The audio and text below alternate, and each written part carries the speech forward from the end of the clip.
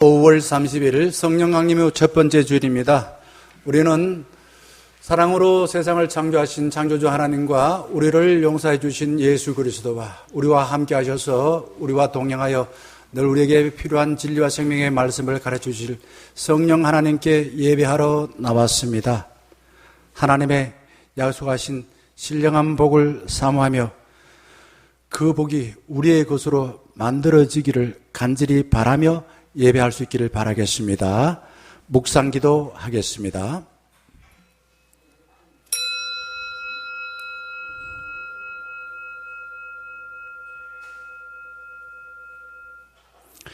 평안을 너희에게 끼치노니 곧 나의 평안을 너희에게 주노라. 내가 너희에게 주는 것은 세상이 주는 것과 같지 아니하니라. 너희는 마음에 근심하지도 말고 두려워하지도 말라.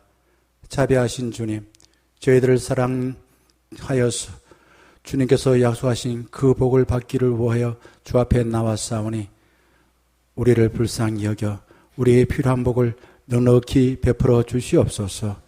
하나님께서 약속하신 복을 잘 받아 하나님께서는 우리를 사랑하시고 우리와 함께 하시고 언제 어디든 늘 우리의 삶을 축복하신다라는 사실을 알고 세상에 나아가서 우리의 손과 발을 통하여 행해지는 모든 일들이 하나님의 약속하신 그 신령한 복을 넉넉히 나눌 수 있도록 인도하여 주시옵소서.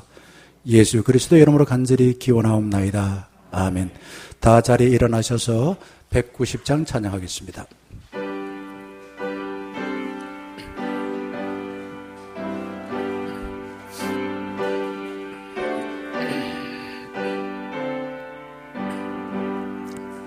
성령이여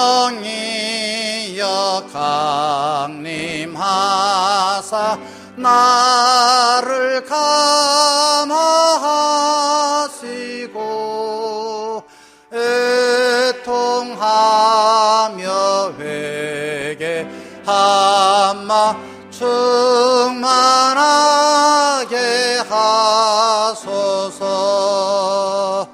예수여 비오니 나의 기도 들으사 애통하며 회개하마 충만하게 하소서. 성령이여 강림하사 그 신권을 주소서.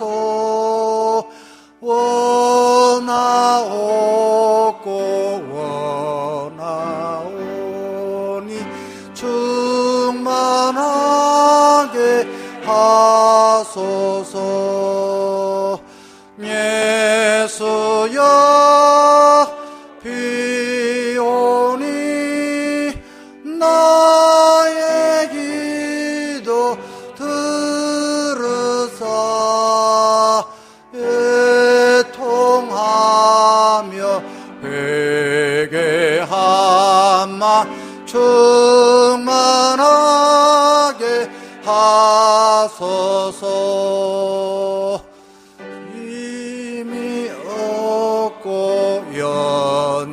연약하나 찬양 넘겨주세요. 오니 성령 강림하옵소서. 충만하게 하소서. 예수여 비오니 나의 기도 들으사 애통하며 회개하마 충만하게 하소서. 정케하고 위로하사 복을 받게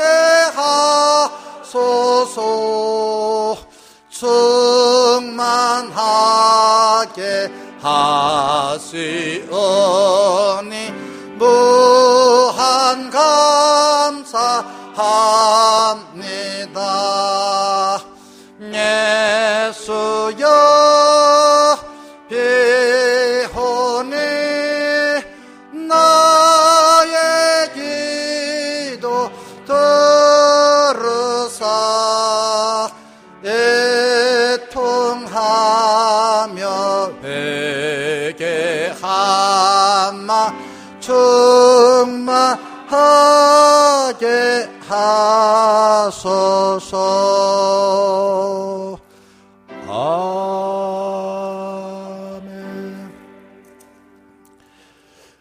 136번 성령 강림절 두 번째 겁니다. 하나님께서 성령 강림절 두 번째를 맞이하여 말씀을 통해서 우리에게 이렇게 살라라고 하는 것 같습니다. 함께 교독하겠습니다. 그 후에 내가 내 영을 만민에게 부어주리니 너희 늙은이는 꿈을 꾸며 너희 젊은이는 이상을 볼 것이며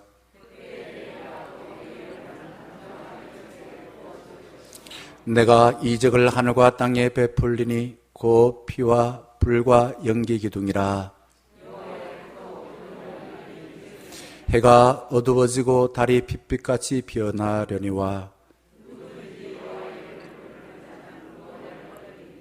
이는 나 여호와의 말대로 시온산과 예루살렘에서 피할 자가 있을 것이며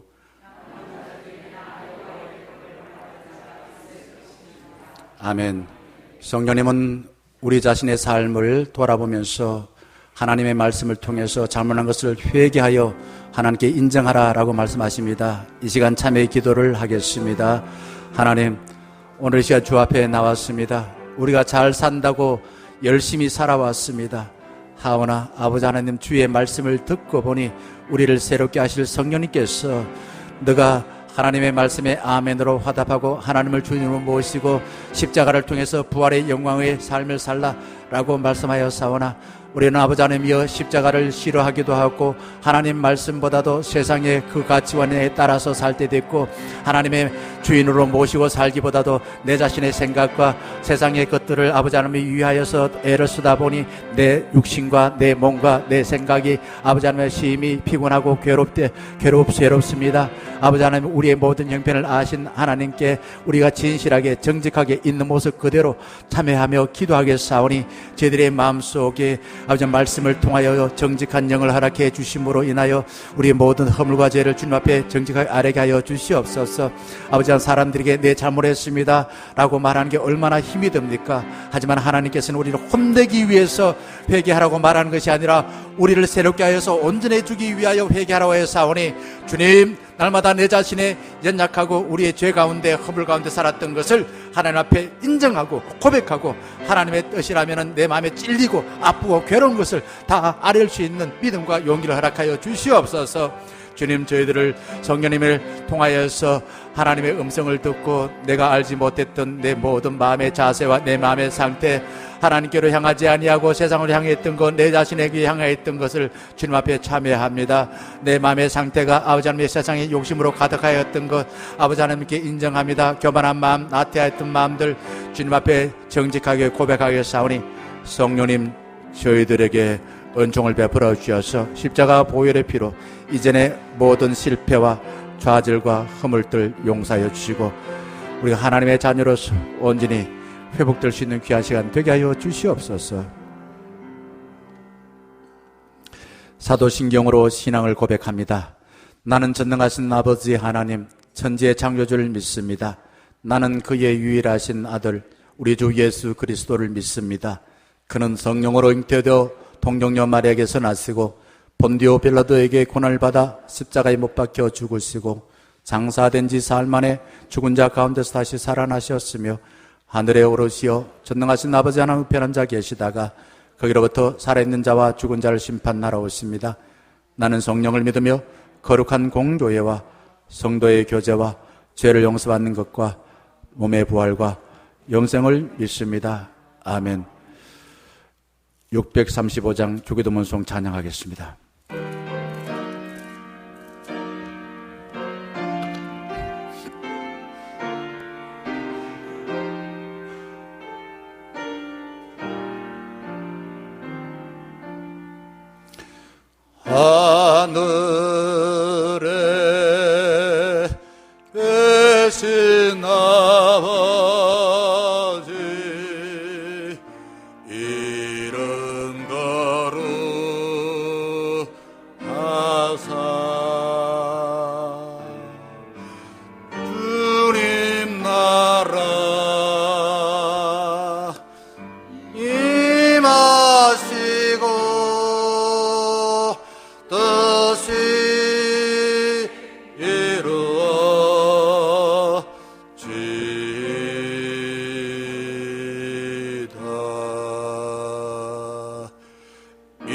일용할 양식 주시고 우리들의 큰 죄 다 용서하옵시고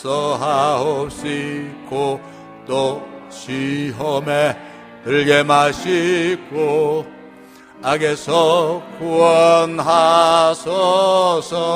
내게 주의 나라 주의 권세 주의 영광 영원히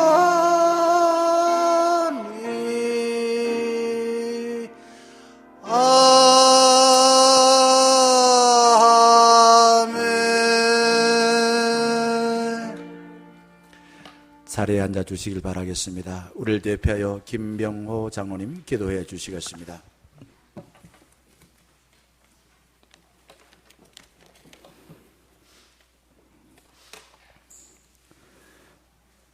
우리를 구원해 주시고 크신 은혜로 보호하여 주시고 인도하여 주시는 하나님을 찬양합니다.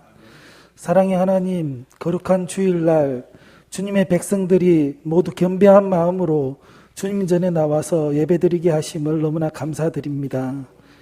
지난 한 주간 세상 속에 살면서 하나님의 음성에 귀 기울이지 못했던 우리의 완악한 마음을 용서하여 주시고 이 시간 마음의 귀를 열어 주님의 음성을 듣게 하여 주시고 주의 십자가만 바라보는 예배 시간 되게 하여 될 수 있도록 인도하여 주시옵소서.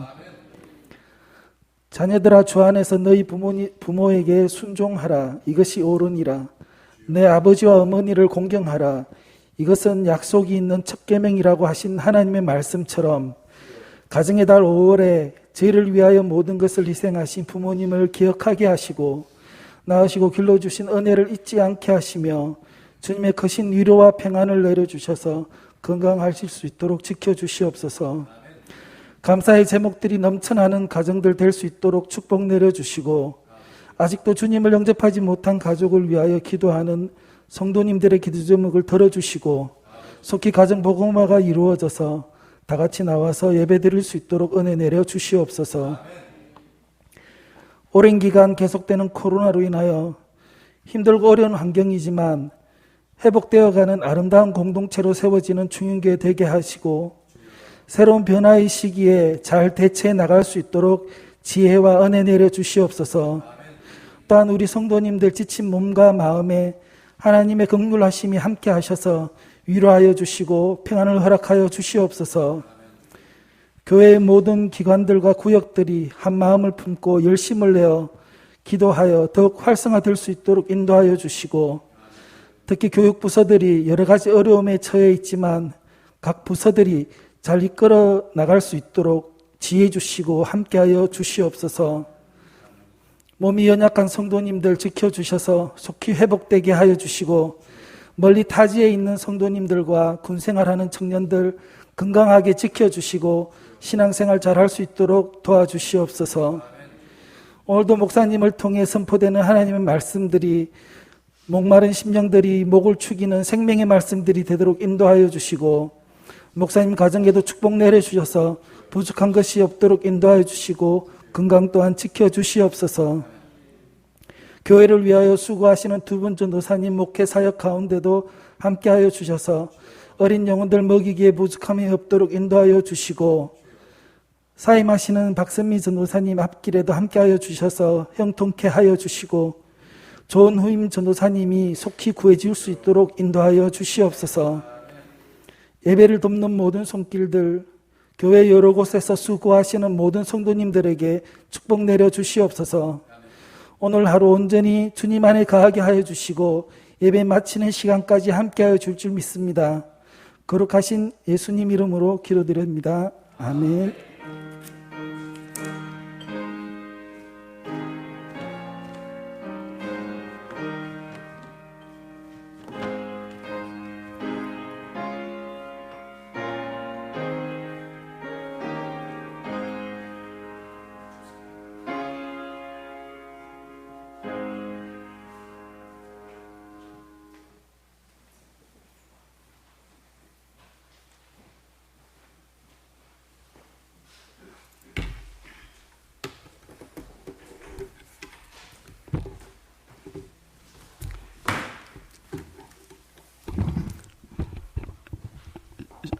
성경 말씀은 시편 49장 1절로 20절 말씀이 되겠습니다. 시편 49장 1절로 20절 제가 봉독하겠습니다. 무백성들아 이를 들으라. 세상의 거민들아 모두 귀를 기울이라. 기천 빈부를 막론하고 다 들을지어다. 내 입은 지혜를 말하겠고 내 마음은 명철을 작은 소리로 읊조리로다. 내가 비유에 내 귀를 기울이고 수금으로 나의 오묘한 말을 풀리로다. 죄악이 나를 따라다니며 나를 애워싸는 환난의 나를 내가 어찌 두려워하랴. 자기의 재물을 의지하고 부유함을 자랑하는 자는 아무도 자기의 행제를 구원하지 못하며 그를 위한 속전을 하나님께 바치지도 못할 것은 그들의 생명을 속량하는 값이 너무 엄청나서 영원히 마련하지 못할 것임이니라. 그가 영원히 살아서 죽음을 보지 않을 것인가. 그러나 그는 지혜는 자도 죽고 어리석고 무지한 자도 함께 망하며 그들의 재물은 남에게 남겨두고 떠나는 것을 보게 되리로다. 그러나 그들의 속 생각에 그들의 집은 영원히 있고 그들의 거처는 대대에 이르리라 하여 그들의 토지를 자기 이름으로 부르도다. 사람은 존귀하나 장구하지 못하며 멸망하는 짐승 같도다. 이것이 바로 어리석은 자들의 길이며 그들의 말을 기뻐하는 자들의 종말이로다. 셀라. 그들은 양같이 수몰에 두기로 작정되었으니 사망이 그들의 목자일 것이라. 정직한 자들의 아침에 그들을 다스리니 그들이 아름다움은 소멸하고 소홀히 그들의 거치가 되리라. 그러나 하나님은 나를 영원하시리니 이름으로 내 영혼을 소홀의 전세에서 건져내시로다. 신라. 사람이 취하여 그의 집에 영광이 더할 때에 너는 두려워하지 말지어다. 그가 죽음에 가져가는 것이 없고 그의 영광이 그를 따라 내려가지 못함이로다. 그가 비록 생시에 자기를 축하하며 스스로 좋게 함으로 사람들에게 친송을 받을지라도 그들은 그들의 역대 조상들에게로 돌아가리니 영원히 빛을 보지 못하리로다. 종기 하나 깨닫지 못하는 사람은 멸망하는 짐승 같도다. 아멘.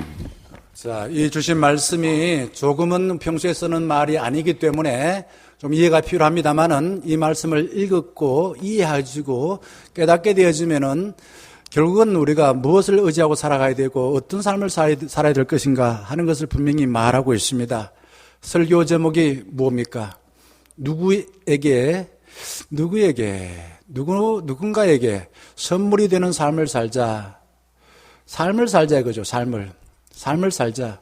결국은 삶은 생명입니다. 누구에게 선물이 되는 삶을 살면 좋겠습니다. 한 학생이 학교에서 수업을 하고 있는데 갑자기 억수 같은 비가 내려서 정말 집에 어떻게 돌아갈 건가, 또 자기 집에 있는 농가 밭은 어떻게 될 건가 걱정이 돼서 공부가 안 되었습니다. 수업을 마치고 집으로 돌아가는 길에 길은 끊겼고 또한 아니나 다를까 자기 집에 농가 밭이 다 떠내려갔습니다.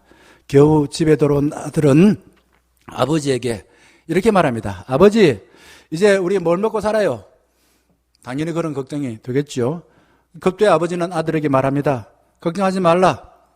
가장 소중한 너하고 나하고 우리 가족들이 있잖아 라고 말했습니다.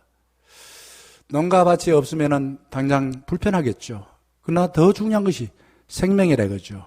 사람이 생명을 갖고 있으면 결국은 어려움을 이길 수 있는 삶을 살게 되어집니다. 우리나라의 이건희 사장, 그의 재산이 어마어마하지요. 상속세가 11억이래요. 자, 이 상속세 11억 내는 거 정말 많습니다.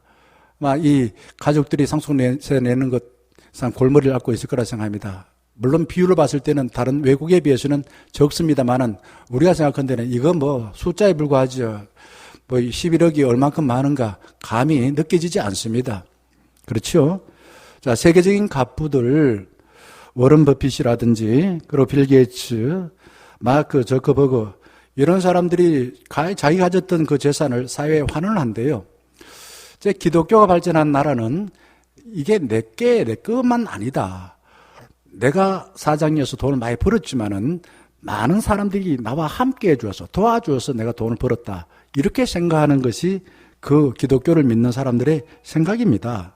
그리고 인생은 혼자만 살 수 없다라고 생각했기에 소중한 재산을 사회에다 환원하게 되는 것입니다. 자, 삶이라는 것은 태어나서 죽습니다. 그 가운데 지점이 있어요. 그래서 이 태어나서 죽는 것 두 개의 큰 신비 사이에서 잠시 동안, 잠시 세상을 이렇게 하죠. 잠시 빛나는 삶을 멈추며 살아가는 거예요. 빛나는 삶. 이게 인생이에요.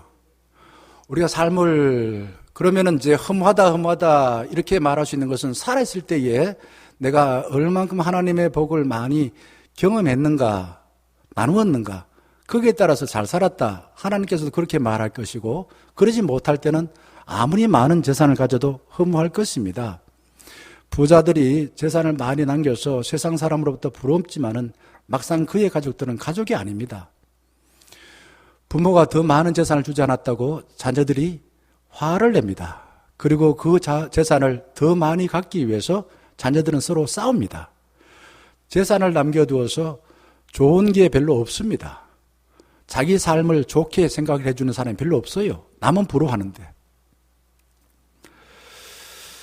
자, 우리는 온 곳이 있고 갈 곳이 있습니다. 하나님 나라에서 와서 하나님 나라를 향해서 갑니다. 그래서 본능적으로 우리는 하나님 나라를 향수합니다. 하나님 나라를 나도 모르게 다 향수해요. 그런데 이 하나님 나라를 향수한다는 걸 모르기 때문에 우리는 고향을 찾고 부모를 찾고 내가 좀 이렇게 편안해지는 그런 것을 많은 것들을 의지합니다. 술을 통해서 도박을 통해서 뭐 이런저런 중독을 통해서 막 의지해요.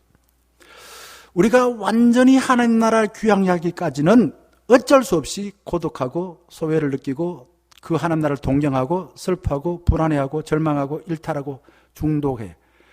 이 중독을 통해서 향수병을 잊으려고 하는 것입니다. 손에 쥔 소유로서 잠시 향수병을 잊으려고 해도 우리가 가야 될 그 본향을 향해서 갈 때까지는 우리 삶이 풍요로워지는 것이 아니라 자꾸만 갉아먹어요. 안타깝게도. 오늘 봉독한 본문 말씀을 읽으면서 아 그렇지 라고 고개가 끄덕여지고 가슴에 부딪히는 본문이 있습니까? 사람은 태어날 때 두 주먹을 불끈 쥐고 태어납니다. 그리고 살아가면서 많은 것을 가지기 위해서 두 주먹을 불끈 쥐고 살아갑니다. 그리고 죽을 때에 우리는 불안해서 누가 나를 나쁘게 생각할까 싶어서 두 주먹을 불끈 쥐고 죽습니다. 그런데 어떻게 해야만이 두 주먹이 펴질까요? 은혜를 받아야 돼요. 예수 그리스도를 만나게 될 때에 우리 이 손이 펴지게 되집니다. 예수님께서도 안식일에 손 마른 자를 고쳤습니다. 왜 그럴까요? 하나님께서 이 손을 가지고서 선한 일을 위해서 열심히 살라 이거죠. 하나님께서 우리에게 원하시는 성공적인 삶이 뭘까? 뭐가 성공적인 삶이 살까? 잘 산다, 못 산다. 잘 사는 게 어떤 것이 잘 사는 겁니까? 재산이 한 100억 이상 되면 잘 사는 것이고 재산이 하나도 없으면 못 사는 것인가? 이거는 사회적인 관점에서 그렇어요. 그러나 성경이 말하는 관점은 다릅니다. 하나님께서 말씀하시는 그 말씀은 달라요. 예수님께서 부자였습니까? 바울이 부자였습니까? 베드로가 부자였습니까? 선지자 부자였습니까? 아니에요. 예수님은 집도 없다. 내가 머리 둘 곳도 없다. 머리 둘 곳이 없어요. 하나님께서 원하시는 성공적인 삶은 세상적인 관점에서 봤을 때는 보잘것없습니다. 하지만은 자기 자신의 삶의 자리에서 누군가에게 선물이 되는 삶을 살기 위해서 말씀을 듣고 그 삶에 충실하여 살아가는 것입니다. 그리고는 함께 사는 사람들의 마음이 아플 때에 함께 아파하고 함께 기뻐할 때 함께 기뻐하고 그래서 사람들이 봤을 때 세상 기준으로 봤을 때입니다. 세상 기준으로 봤을 때는 보잘것없었어. 쓸데없는 일에 열심이다 생각해서 천대를 받습니다. 그게 예수님이셨어요. 적어도 성경에 나오는 믿음의 사람들은 좋은 기억으로 우리에게 남고 있는데 그 당시 사람들에게는 천대를 받았습니다. 우리는 하나님께서 원하시는 성공적인 삶이 무엇인지를 관념적으로 머리로는 잘 알고 있습니다. 그런데 현실에서 지금 편하고 내가 주인 되어서 내 마음대로 사는 것이 좋으니까 그렇게 사는 사람이 자꾸만 부러워져요. 머리로는 아는데 내 마음이나 내 눈은 자꾸 그 사람에게 향해 있어요. 지금 편하고 좋은데 어떻게 하나님께서 원하시는 성공적인 삶을 살 수가 있을까요? 저는 제가 목회를 끝내고 또한 하나님 앞에 부름을 받고 갔을 때에 입말 한마디를 듣고 싶습니다. 애썼다 명하나, 네 교회에 몇 명이냐? 네 학벌이 어떻게 되냐? 네 재산이 얼마냐? 네 키가 얼마냐? 네 자식이 몇 명이냐? 하나님 그런 거 안 묻습니다. 인생을 살아가는 방식은 사람마다 가치관이 달라요. 그런데 자본주의가 오랫동안 이 세계를 지배하면서 사람의 가치관이 획일적으로 바뀝니다. 집이 몇 평이냐? 차 어떤 차 타고 다니냐? 연봉이 얼마냐? 키가 얼마냐? 학벌이 뭐냐? 그것이 바로 그 사람을 나타내는 표징이 되고 있습니다. 표징. 그래서 가진 것으로 부양복을 누리는 행복한 자보다도 배부른 부자처럼 살 때가 많아요. 아니, 배부른 짐승처럼 살 때가 많아요. 제가 철학과를 다니면서 좀 그때만 하더라도 낭만이 있었습니다. 그래서 우리는 그래요. 고무신 신고, 군복 입고 막 다니고 막. 그래서 뭐라고 이야기했냐면은, 우리는 배부른 돼지가 되기보다도 배고픈 소크라테스가 되겠노라. 뭐 이런 이야기를 했습니다. 그런데 어떤 애가 그랬죠. 나는 배부른 소크라테스가 되겠노라. 지혜로운 사람, 똑똑한 사람에 대해서 내가 부자 되겠노라. 이런 말이죠. 그죠? 그러면은 잘못하면은 큰일 나요. 자, 우리의 마음이 어디로 향해 있느냐? 내 관심이 어디에 있느냐? 그게 따라서 우리는 인생을 살아갑니다. 행복한 삶을 미루게 되면은 행복한 삶을 살지 못하고 늘 나중에 하다가 결국 나중에 후회하게 되어집니다.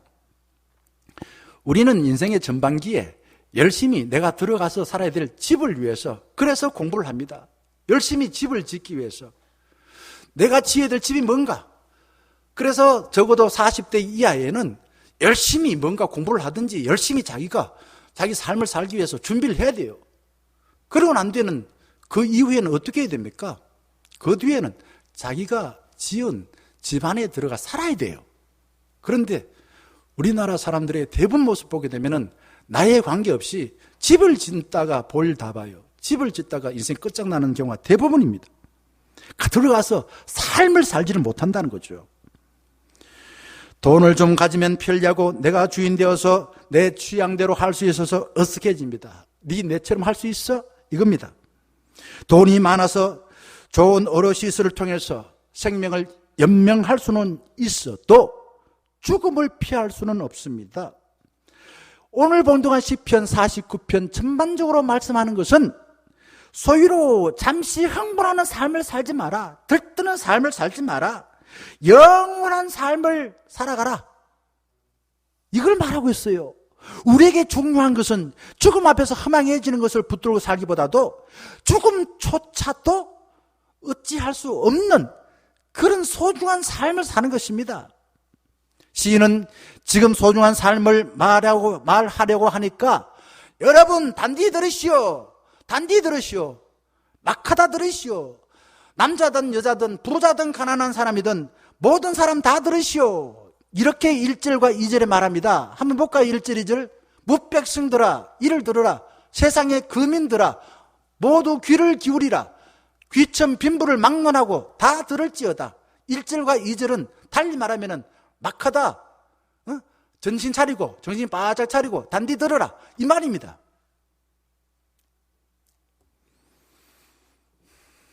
시인은 누구라도 들어야 할 보편적인 삶, 가치 있는 삶, 행복하게 사는 그 삶의 비결을 말하려고 하는 것입니다. 참된 삶을 살려면 그동안 세상에서 수없이 만들어 놓았던 구별짓기를 무력화시켜야 됩니다. 여기에서 구별짓기라는 말이 중요합니다. 인간의 욕망은 다양한 것들로 내가 네하고 다르다, 내가 네보다 낫다 라고 구별짓기를 끊임없이 하고 있습니다. 비교하는 것도 구별짓기예요. 내가 네보다 낫다, 뭐가? 등등등등등등. 구별짓기 할 때에 가장 중요한 것은 쉽게 볼 수 없는 거예요. 안 보이는 겁니다. 희소한 겁니다. 다이아몬드가 왜 이렇게 중요합니까? 흔하지 않아서 다이아몬드 중요합니다. 흔해 빠지고 돌멩이처럼 흔하다면 다이아몬드는 귀하지 않습니다. 세상은 그런 거 가지고서 남과 내가 다르다는 거예요. 우리는 남들이 가지지 못한 돈이나 외모나 권력을 가져서 나 자신의 능력을 과시하려고 합니다. 구별짓기를 잘하는 사람이 세상에서 능력자, 성공한 사람이라고 이야기합니다. 잘 사는 사람이라고 이야기합니다. 과연 그럴까요? 다이아몬드를 갖고 싶어 하지만은 남들도 너처럼 똑같은 다이아몬드를 갖고 있으면은 기분이 나빠져요, 그만. 왜? 구별이 안 되니까. 그런데 사막에서 이틀만 굶게 되면은 다이아몬드 생각이 다 사라집니다. 뭐가 생각날까요? 밥 한 숟가락 먹으면 좋겠다. 빵 하나 먹으면 좋겠다. 다이아몬드는 온데간데 없어요. 하나님의 놀라운 섭리는 흔해 빠진 것, 흔한 것을 가지고서 구별된 삶을 살아라 라고 우리에게 말합니다. 이게 하나님의 원리입니다. 물은 흔해 빠졌어요. 그런데 물 안 마시면, 하루만 안 마시면 우리는 죽습니다. 세상에서 물만큼 소중한 게 어디 있습니까? 흔한 물을 가만히 쳐다보세요. 저수지에 가서 물을 쳐다보면은요, 누가 말하지 않아도 마음이 뭐가 물 믿듯이 밀려옵니까?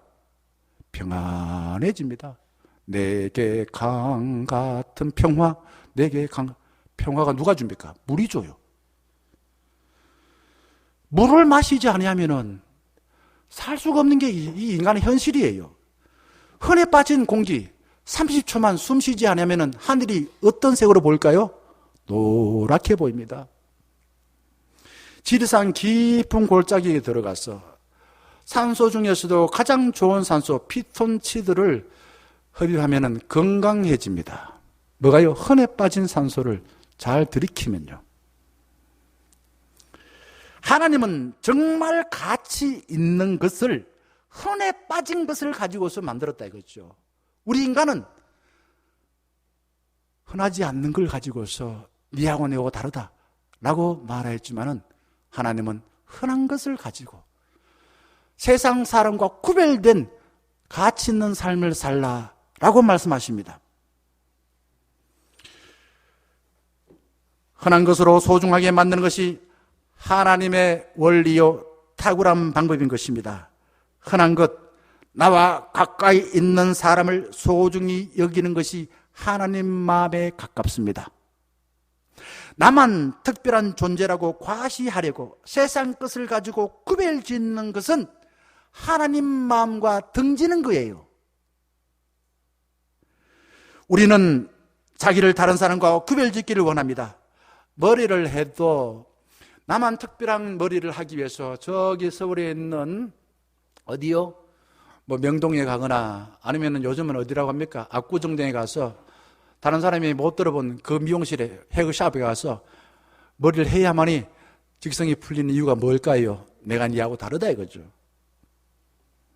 비싼 것, 큰 것, 우리는 어릴 적에 상처받았던 것, 다른 사람과 구별질 합니다. 네가 내만 고생해봤나? 내가 고생해봤나 이거죠. 내가 네가 내만큼 좋은 거 갖고 있나?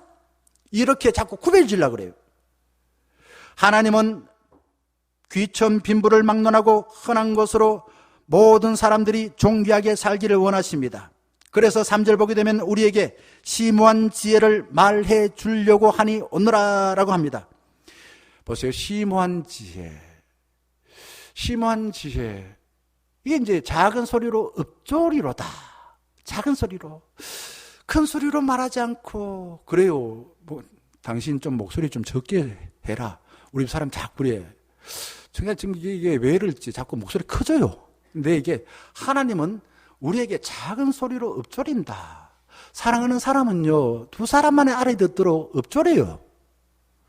하나님께서 우리에게 정말 세상과 다른 방법으로 정말 행복한 삶, 지혜로운 삶을 살기 위해서 우리가 진리의 말씀을 전하려고 합니다. 그리고 4절 말씀 보세요. 여기 보면 수금으로 나의 오매한 말을 풀리로다. 이 수금, 왜 수금을 가지고서 오매한 말을 풀까요?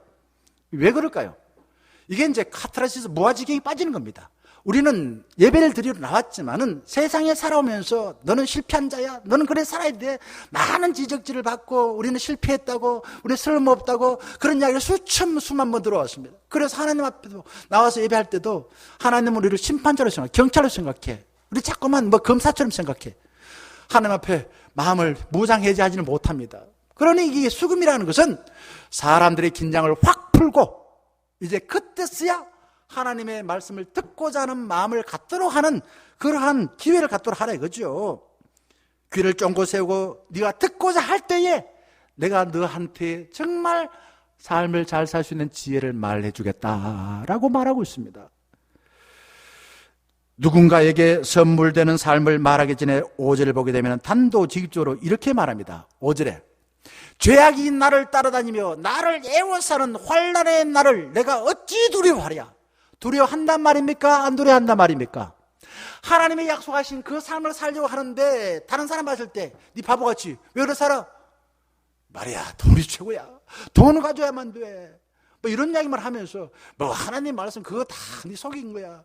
뭐 하나님 그 말씀대로 살아가는 건 목사가 네한테 헌금하라 하는 거야. 뭐 이런 식으로 이야기한다 하더라도 나는 두려워하지 않겠다 이거죠. 이런 의지를 말하고 있어요. 여기에 오만 유혹이나 오만 비난을 받아도 나는 결코 두려워하지 않겠습니다 라는 의지를 말하고 있습니다. 그 다음에 7절 말씀 보게 되면은 자기의 재물을 어떻게 한다고요? 형제, 그 돈을 가지고 형제를 구원한다 하더라도 그걸 하나님께 바친다 하더라도 형제의 생명을 살 수 있다 없다? 못 산다 라는 겁니다. 생명은 억만금을 주고도 살 수 없을 만큼 소중하다는 거예요. 결국 생명은 돈이 있을 때는 좀 편하게 살 수가 있어요. 남들보다 조금 이 세상 가지고 있는 거 특별한 걸 가질 수는 있어요. 침대는 좋은 거 살 수 있어요. 냉장고도 좋은 거 살 수는 있어요. 차는 좋은 거 살 수 있어요. 그러나 진짜 생명을 사는 것은 달라요. 그래서 요한복음 보게 되면은 생명을 두 가지 히브리어로 말합니다. 조회와 비오스로 말합니다. 돈과 같은 것을 비오스라고 말합니다. 참 생명을 조회라고 말합니다. 예수 그리스도 안에서 진짜 생명을 찾지 돈은 우리가 살아가는데 좀 수단이야, 도구야 이렇게 말하고 있습니다. 생명은 인간의 능력과 공적으로 얻는 것이 아니라 하나님이 주신 선물이다 라는 겁니다. 어떤 사람이 죽음을 앞에 두고서 사람들에게 이렇게 예언합니다. 여러분 15분만 내가 연장할 수 있도록 좀 적선해 주세요. 내 생명 15분만 연장할 수 있도록 적선해 주세요. 성경에 보게 되면은 하나님 내 생명을 15년 연장시켜 주세요. 누가 그렇게 기도했습니까? 그렇죠. 그런데 사람들이 줄 수 있었을까요? 없었을까요? 못 줘요. 아무리 사랑하는 부모라 하더라도 죽어가는 자식 생명 연장시킬 수 없습니다. 예수님은 천하를 주고도 생명을 살 수 없다고 말씀하셨습니다. 소중한 생명, 우리가 어떻게 되었습니까? 옛날에는요, 우리가 집에 어린아이가 태어나면은 그 동생이 태어난다고 해서 어린 형이 엄마를 도와서 저기 와서 말이야, 군불 떼라, 물 좀 끓여오느라. 그러면 장작을 가지고 불을 뗍니다. 왜요? 태어날 내 동생을 위해서 내가 목욕할 물을 덮입니다. 그랬죠, 그죠? 결혼식에도 마을 사람들이 함께 기쁨을 나누기 위해서 누구는 저기 영천댁에는 뭐 두부를 만들고 청송댁에는 뭐 저기 엿을 만들고 또 저기 어디입니까? 저기 군의댁에는 또 뭐 육아를 만들고 그래서 온 마을 사람들이 잔치하는 사람들의 그 기쁨에 함께 참여했습니다. 장례식도 똑같습니다. 온 가족이 지켜보는 가운데에 죽음을 맞이했습니다. 지금은 어떻습니까? 요양병원 간다라면 어른들 다 싫어요. 제발 나 안 갈래, 안 갈래. 난 갈래 한 사람 아무도 없습니다. 그런데 어쩔 수 없이 가야 돼요. 그런데 그럽니다. 어른들이. 나 이제 죽음 대기소에 가. 이렇게 말합니다. 지금은 돈으로서 태어나는 거, 결혼하는 거, 죽는 것까지도 다 해결합니다. 너무 편리합니다. 너무 깨끗하게 해결해 주어서 죽음이라는 신비를, 생명이라는 신비를 경험해 보지 못하고 살아갑니다. 돈으로 해결할 수 있는 일이 너무 많아서 생명의 가치가 점점점 무뎌집니다. 생명이 뭔지를 몰라요. 돈밖에 안 남아요. 사람을 죽이는 사고를 내고서도 보험이 다 해결해 줍니다. 그러나 흔적은 남들 모르는 내 마음에 남아 있습니다. 이걸 트라우마라고 말합니다. 죄책감이라 말합니다. 몸으로 경험해야만이 사라지지 않는 그 삶의 가치를 느끼게 되어집니다. 내가 몸으로 직접 해볼 때에 남과 구별짓는 돈의 위력이 사라지게 되어진다라는 겁니다.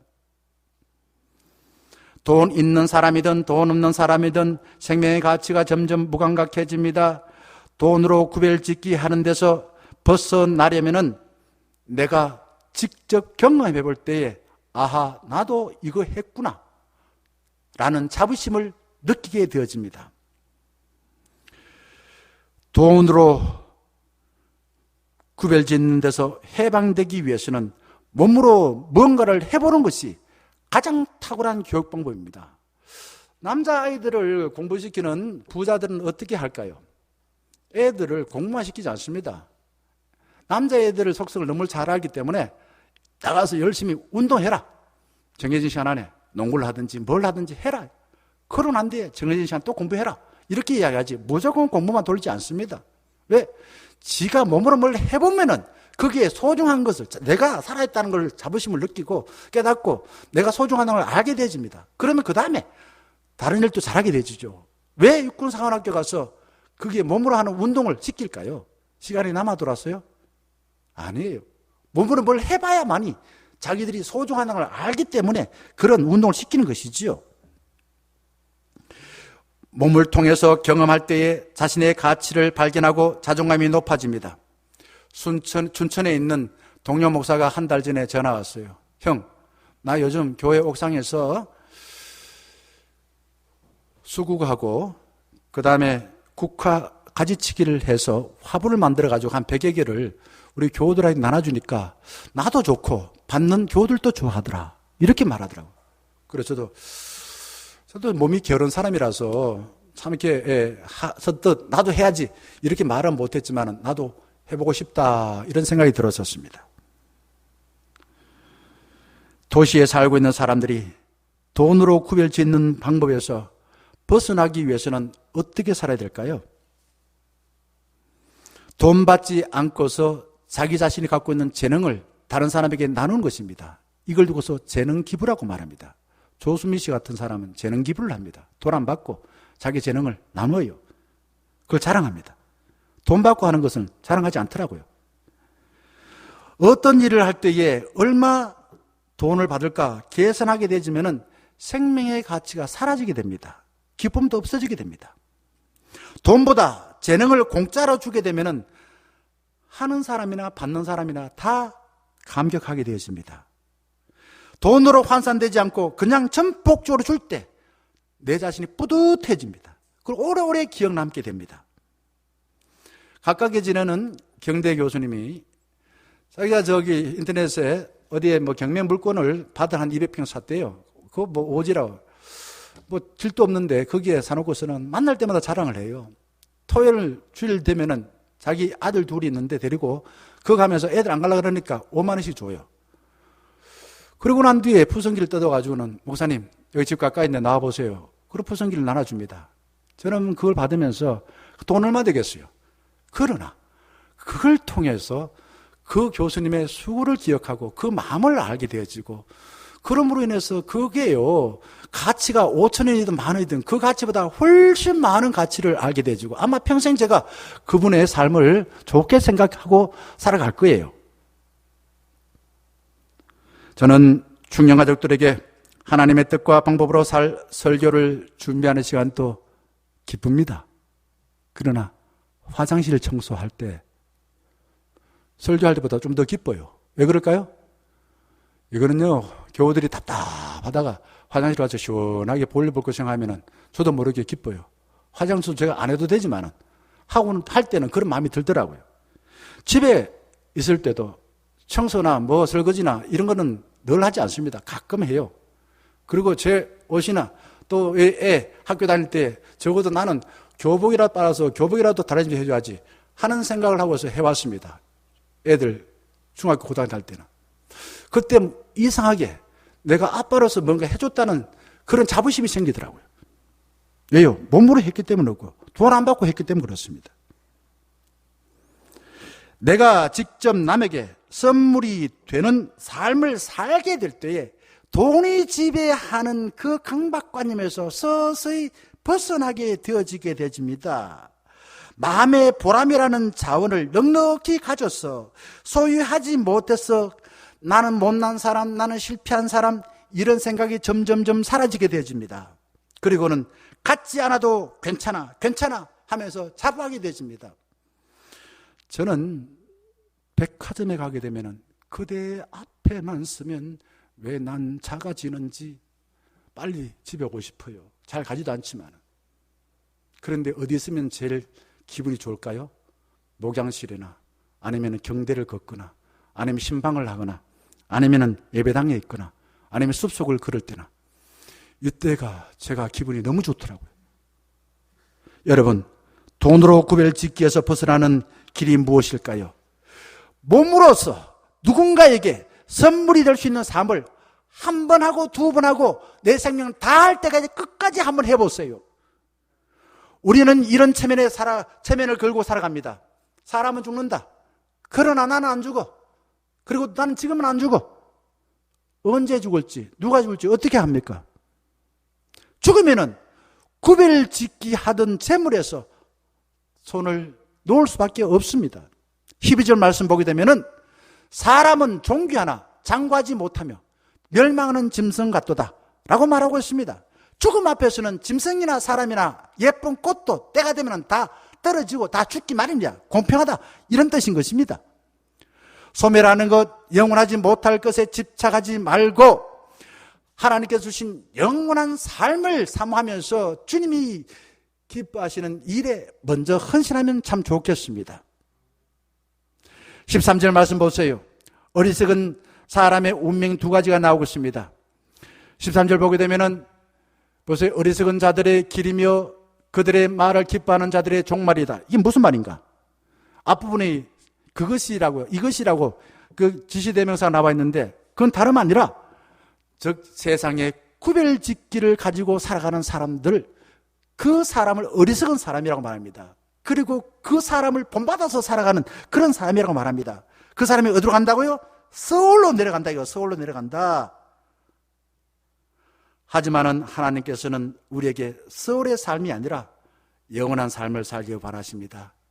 단토의 신곡에 보게 되면은 7가지 산이 나와 있습니다. 7가지 산이라는 것은 인간이 늘 당하는 유혹 7가지가 나와 있습니다. 그 중에 교만, 인색, 음욕, 분노, 탐욕, 질투, 게으름입니다. 여기에서 하나, 인색은 자린고비가 아닙니다. 돈 쓸 줄 모르는 사람은 그런 이야기 하는 게 아니에요.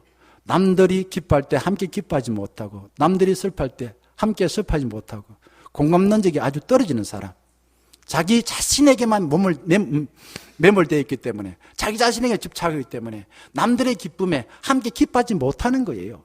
이게 이제 우리 어찌 보면은 나르시즘에 빠진 사람이라 말할 수 있는데 늘 사람은 그렇게 살 가능성이 많다는 거죠. 왜? 세상의 구별짓기에 목매어 살아가면 그렇다는 거예요. 그러나 하나님은 15절 말씀에 이렇게 말합니다. 나를 영접하시리니 이름으로 내 영혼을 스올의 권세에서 건져내시리로다. 우리는 죄를 짓고 스올, 무저갱, 지옥으로 자꾸만 들어가려고 하는데 하나님은 우리를 영접해 영원한 삶으로 인도해 주기를 원하신다라는 겁니다. 하나님을 믿는 사람도 죽습니다. 그러나 하나님의 뜻대로 누군가에게 선물이 되기를 원하여 충성스럽게 살았던 사람들은 하나님께서 영원한 길로 인도해 주신다라는 말씀입니다. 죽음마저도 하나님과 친밀하게 지냈던 삶, 우리의 삶의 흔적을 지울 수가 없습니다. 죽음조차도 하나님과 친밀하게 삶, 우리의 삶을 파괴할 수가 없습니다. 16절에서 결론처럼 말합니다. 사람이 치부하여 그 집에 영광이 더할 때 너는 두려워하지 말라. 두려워하지 말라 말은 무슨 말입니까? 세상에 구별짓기, 돈으로서 구별지려 하는 거들먹거리는 사람들 부러워하지 말라. 돈으로 구별짓게 하는 사람, 그 삶을 살면은 우리의 소중한 인생을 살지를 못한다라고 말합니다. 저는요, 이상하게도 남들이 자랑하는 것이 아유 그렇구나, 잘 됐구나, 그 정도로 끝났지. 저한테는 그렇게 부러워서 죽고 말입니다. 남들 그냥 끌어내리고 네 사는 거 뭐 잘 살았나 그러면 그걸 휴배파고 많이 비난하고 그런 마음이 잘 없어요. 이거 좋겠네. 제가 가장 부러워하는 사람은 하나님이 주신 것이 적은데도 불구하고 하나님이 주신 줄을 알고 자족하고 딱 넉넉히 누리고 다른 사람에게 나누는 사람인 것입니다. 마음이 열려서 흔한 것을 통해서 소중한 삶을 살았다면 하나님께서는 잘 살았네 김집사, 잘 살았네 이집사 라고 말할 겁니다. 눈을 가리고 있던 백태가 성령의 빛으로 벗겨지면 하나님이 만드신 자연이 참 아름다워라, 나의 친구처럼 다가옵니다. 백태가 벗겨지면 우리의 눈이 주님의 부활처럼 신비롭게 변화해서 사람들을 사랑스럽게 보이게 될 줄 믿습니다. 눈을 가리고 있던 오염덩어리가 벗겨지면 다이아몬드를 못 가진들 불행한 일이겠습니까? 구별짓기의 상징인 돈을 가지고 있으면서도 부유하게 누릴 줄 못하는 사람보다도 흔한 것을 가지고 소중한 삶을 살기에 나한테 세상 것을 가지고 의시되는 사람들 결코 부러워하지 않는 삶을 살 수가 있습니다. 사랑하는 중년가족 여러분, 하나님은 주신 짧은 삶을 하나님의 선물인 자연과 사람과 좋은 관계를 가져서 빛나게 살아라 라고 당부하고 있습니다. 소유로 굽을 짓게 하는데 매여 있으면 내 마음에 하나님이 임재하실 빈틈이 없습니다. 눈을 드시길 바랍니다. 하늘로부터 누군가에게 선물되는 삶을 잘 맛보시고 또한 누리시고 많은 사람에게 넉넉히 나누시기를 주의 이름으로 간절히 축원합니다. 함께 찬양하겠습니다.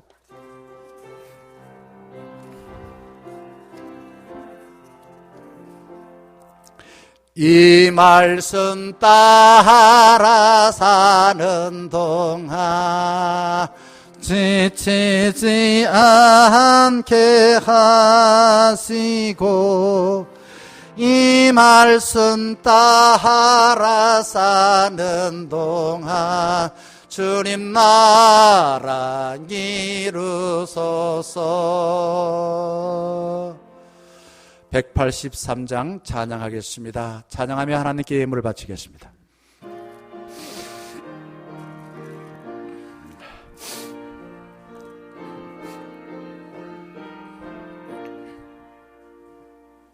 빈들의 마른 풀같이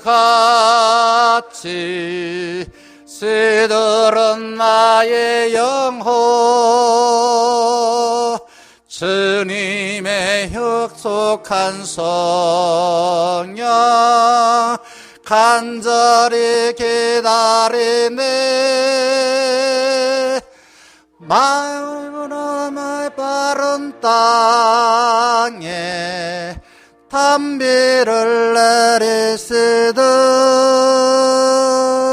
성령의 담비를 부어 새 생명 주옵소서. 반가운 빗소리 들려 산천이 춤을 추네.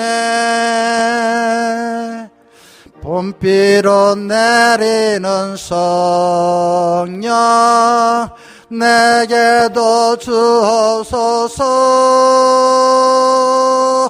가물어 메마른 땅에 단비를 내리시듯 성령의 단비를 부어 새 생명 주어. 조금 더 빨리 하겠습니다. 절 따라 우러를 내려 저먹이 무성하니 갈급한 내 심령 위에 성령을 부으소서. 가물어 메마른 땅에 단비를 내리시듯 성령의 단비를 부어 새 생명 주옵소서.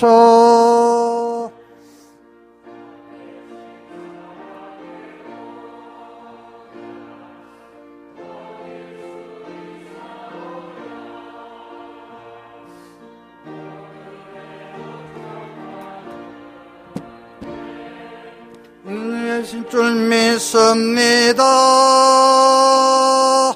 가물어 메마른 땅에 단비를 내리시듯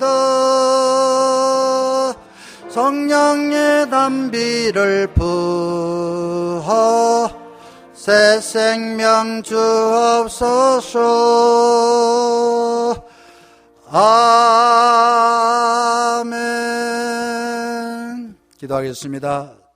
자비하신 창조주, 구원자, 동행자이신 삼위일체 하나님의 은총에 감격하여 찬양하고 감사를 올려드립니다.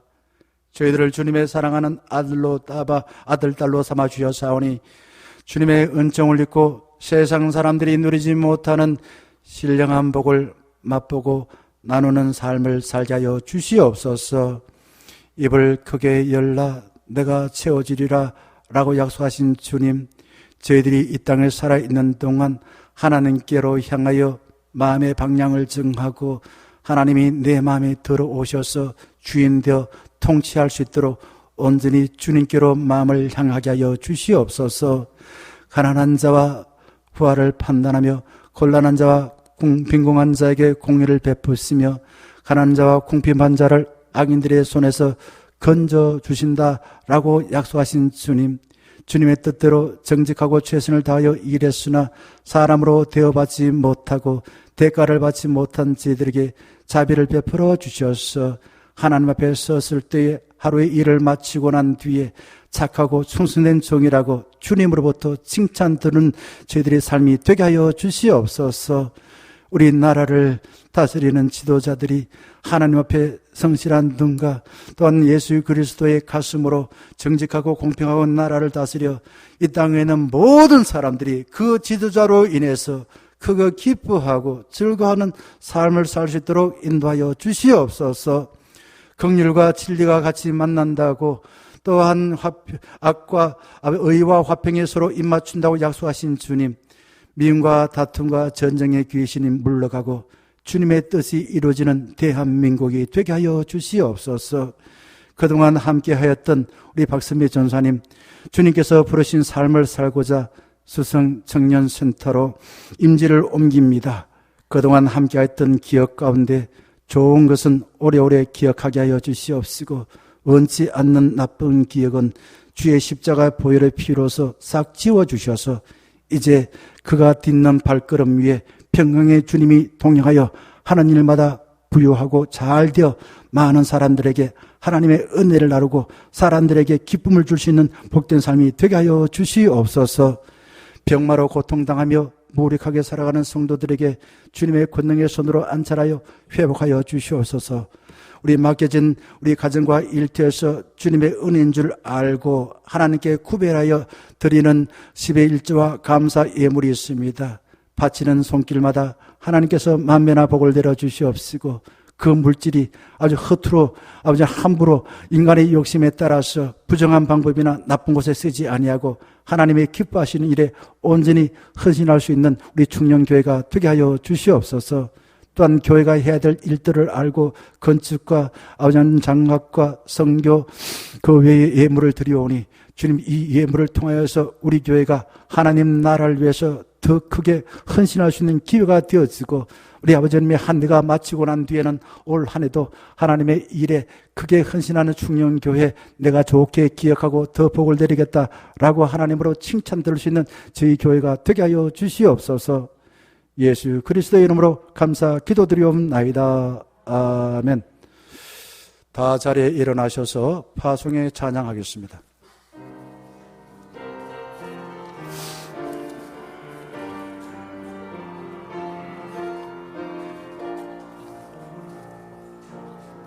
비바람이 앞길을 막아도 나는 가리 주의 길을 가리 눈보라가 앞길을 가려도 나는 가리 주의 길을 가리 이 길은 영광의 길 이 길은 승리의 길 나를 구원하신 주님이 십자가 지고 가신 길 나는 가리라 주의 길을 가리라 주님 발자취 따라 나는 가리라 나는 가리라 주의 길을 가리라 주님 발자취 따라 나는 가리라 한 번 더 하겠습니다. 나는 가리라 주의 길을 가리라 주님 발자취 따라 나는 가리라 나는 가리라 주의 길을 가리라 주님 발자취 따라 나는 가리라.